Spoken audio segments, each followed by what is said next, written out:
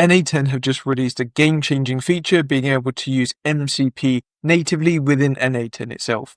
In today's video, we're going to run through how to set it up, what is MCP, as well as show you some use cases on how it can be used. So let's jump straight into the video and see how it works. So what we're going to be able to do is come into n8n. We're going to need to log in. The first thing you're going to need to do is go onto your admin dashboard.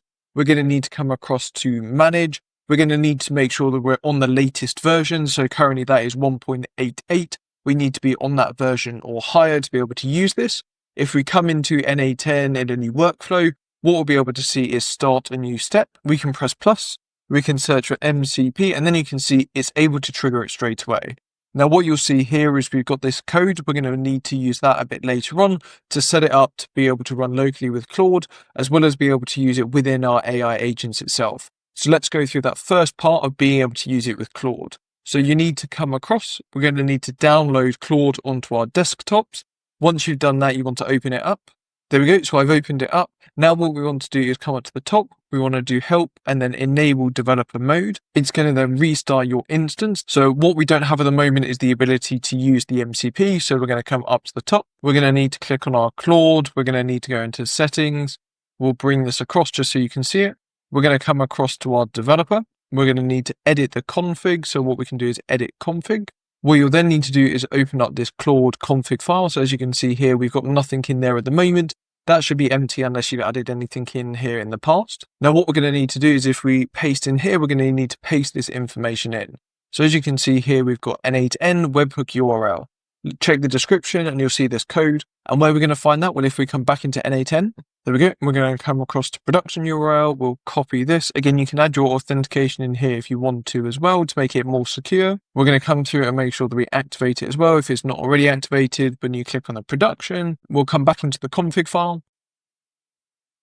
We'll paste in there and we'll do save. And then what we're going to do is just close this down and we'll restart our Claude instance. So we'll quit and then restart. There you go. So when we reopen it back up, what you'll see at the bottom here is there's now the tool available.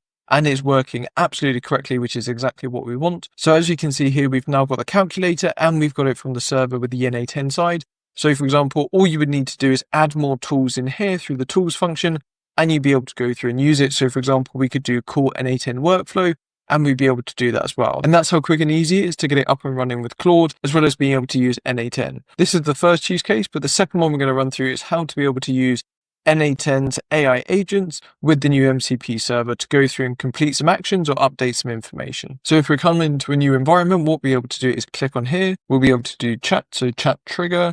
We're going to come through and then just add in our AI agents. We'll come through to advanced AI.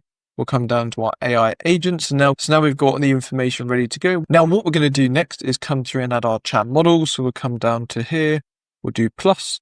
I'm going to use the OpenAI one just for this demo. We're going to use ChatGPT 4o Mini. If you've never used this before, you'll need to come through and add your credentials. Again, to find this, all you need to do is come across to OpenAI's playground. You'll see here that we've got dashboard, API key, create a new key, and you'll be all good to go.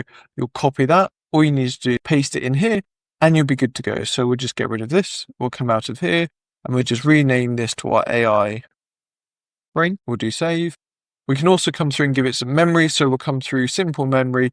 This means it can remember the last 5 messages that we sent through and be able to give us some information back. We'll come through and do chat history. So now what we can do is use our tools to be able to call our MCP server that's within n8n to go through and complete actions. So what this means is here, all we need is, for example, one MCP tool. So as you can see here, client tools, that will be able to go off and call this server. So if we open this up, and we come across to production URL, copy this URL, paste in here.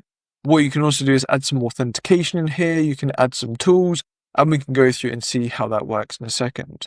So what this means now is we're able to call one specific MCP server, as you can see here, that can have all of the tools stored here versus having to have all of the different tools stored here and be able to try and recall them for each agent. So if I come down and do save, so what we can do is come back into our server. We're going to come through and add some tools. So for example, Airtable, we'll add our Airtable tool. Now I've already got the authentication set up and include links to the other videos that we've done in the past around how to integrate it. You need to use Builders Hub, get an API key, and then you want to come into here and add it in here for our access token. So we're going to come out of there. What we're going to do is come through. We're going to do search for all records. We're going to do our specific base. So for example, we've got our MCP one, and then we've got the candidates list here. We're not going to use filter at this stage. We're going to be able to return all, and we're going to be able to come down and output all of the fields. So we'll just include all of these. So they're going to be specified all the different information that we want to be passed back to us. We'll come out of here. We'll make sure that we've saved it. We'll come back across.